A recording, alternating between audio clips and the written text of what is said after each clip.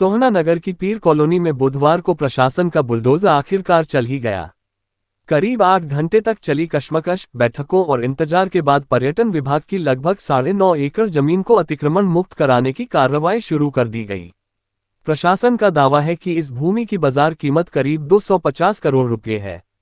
अदालत के आदेशों के अनुपालन में भारी पुलिस बल, जेसीबी मशीनों, फायर ब्रिगेड और एम्बुलेंस की मौजूदगी में अभियान चलाया गया। कार्रवाई से पहले प्रशासन ने मुनादी कराकर लोगों को मकान खाली करने की चेतावनी दी थी, जिसके बाद कई परिवार अपने घरों का सामान, दरवाजे, खिड़कियां और अन्य उपयोगी सामग्री निकालते नजर आए। प्रशासनिक अधिकारियों के अनुसार पीर कॉलोनी में बने लगभग 250 मकान और अन्य निर्माण पर्यटन विभाग की भूमि पर अवैध रूप से खड़े थे। प्रभावित परिवारों ने अपने आशियानों को बचाने के लिए अदालत और जनप्रतिनिधियों से गुहार लगाई थी, लेकिन न्यायालय के फैसले के बाद प्रशासन ने कार्रवाई को अंजाम दिया। नोडल अधिकारी आर.एस. भट्ट ने स्पष्ट किया कि यह अभियान पूरी तरह न्यायालय के आदेशों के तहत चलाया जा रहा है और सरकारी भूमि को अतिक्रमण मुक्त कराने तक कार्रवाई जारी रहेगी। फिलहाल भारी सुरक्षा व्यवस्था के बीच पीर कॉलोनी में अवैध निर्माणों को हटाने का अभियान जारी है और प्रशासन पूरी जमीन को कब्जा मुक्त कराने में जुटा हुआ है। नजर हरियाणा तक के लिए संजय राघव की रिपोर्ट। ये हरियाणा गवर्नमेंट की एडमिनिस्ट्रेशन की सबसे बड़ी कार्रवाई है। 9.5 एकड़ की जमीन है, टूरिज्म डिपार्टमेंट की जमीन थी और इस पर काफी कोर्ट केसेस भी चले। अल्टीमेटली निष्पक्ष सुनते हुए, सब लोगों का पक्ष सुनते हुए टूरिज्म महकमे के हक में फैसला आया।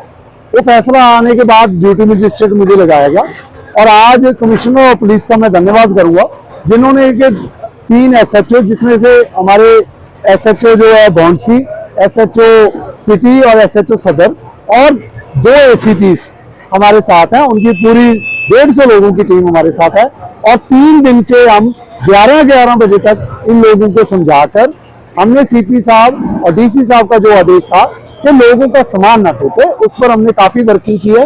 टूरिज्म विभाग की जमीन पर 250 मकान बन रखा है, 250 में से 100 डबल मंजिल है, लेकिन हमने आज 80% लोगों का सामान निकलवा दिया। लेबर भी हमने खुद दी है कई लोगों को।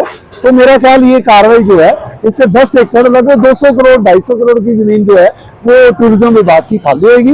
लोगों ने 20-30 साल से बैठे थे, किसी ने जिसने बिठा दिया उनकी गलती है, और कुछ लोगों के ऑलरेडी मकान है तो वो हम जो है मकानों में जा सकते हैं। जो जेन्युइन लोग हैं उनके लिए कभी भी हमें कोई कुछ करना पड़े, उनके लिए सपोर्ट करनी पड़े, एडमिनिस्ट्रेशन उनके साथ है।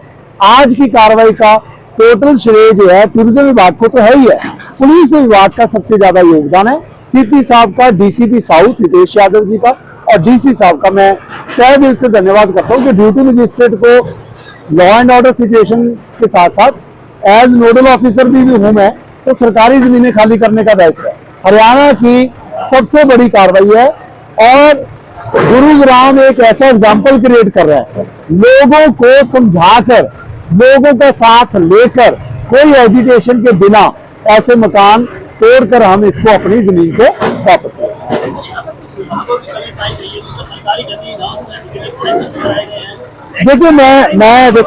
देखिए जी ठीक बात है। आगे से जो अवैध कॉलोनियां अगर कटती हैं उस पर भी यही रहना चाहिए कि जल्द से जल्द कार्रवाई होनी चाहिए। ये कहीं ना कहीं देखो जी, कोर्ट में मैटर 6-7 साल चला, लोगों ने सोचा कोर्ट में डाल दिया, हम तो बना लें जी, स्टे हो जाएगा, कुछ हो जाएगा। 6-7 साल टूरिज्म विभाग कुछ काम नहीं कर पाया, उसके एवज में लोगों ने बना लिया जी। अभी चलेगी जी, बिल्कुल खाली करेंगे, उसके बाद ही जाएंगे।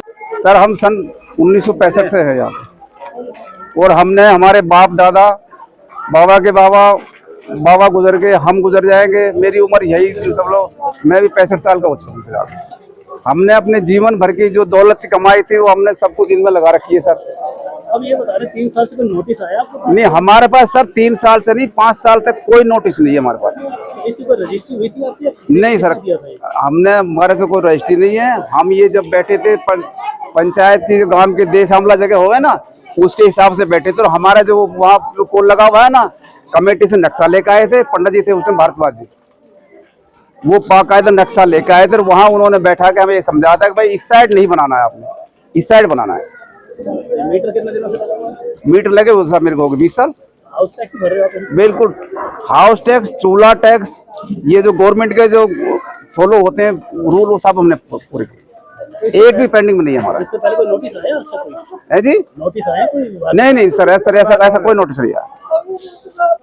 साहब हमें 50-60 साल हो गए। हमारा पहले पता था कि ये सरकारी जमीन कुछ पता था? नहीं, कुछ नहीं पता था हमें कुछ नहीं पता था। हमारे को तो ये कही गई थी, हमारे ससुर जी की नसबंदी हुई थी कभी पुराने जमाने में, जब हमें ये जगह सरकार ने बताई थी कि आपके पास रेवड़ बच्चा बकरी बच्चा रखते थे, उन्होंने हमें ये बताई थी आपकी हमारी सरकार की तरफ से नसबंदी हुई है और आप वहाँ ये जगह पड़ी, तुम्हारे पास कोई जगह नहीं है तो आप वहाँ जा सकते हो, वहाँ कोई आपको डिस्टर्ब नहीं करेगा, नहीं आपको कोई वहाँ से भगाएगा।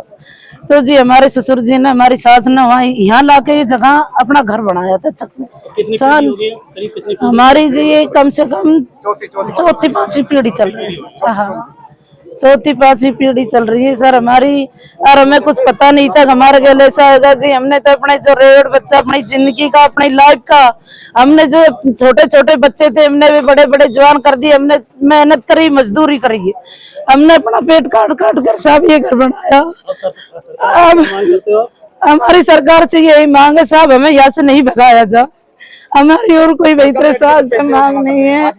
आज के डेट के सर जो हमारे पैसे बनते हैं वो भी किसके तौर से हम देंगे अब? इस तरह कोई आश्वासन दिया किसी अधिकारी ने? नहीं, किसी ने नहीं दिया हमें, इस तरह बात है काफी समय चल रही है, कोई किसी ने कुछ नहीं दिया हमें, ये सरकार ने दिया नहीं और किसी ने नहीं दिया। नोटिस आया आपका अभी तक? नहीं, कोई नोटिस भी नहीं आया हमारे पास।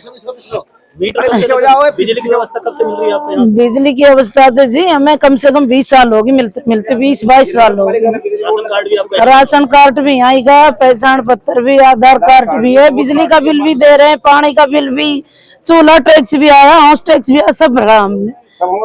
मकान नंबर भी मिला हुआ, हमारा 35 नंबर है मकान का सरकार की तरफ से। सर हमें बताओ हम कहाँ जाएंगे इन बच्चों को लेकर, हमें यहाँ से नहीं भगाओ, हमारे हाथ जोड़ के ये निवेदन है सर आपसे, हम रोड कहाँ जाएंगे।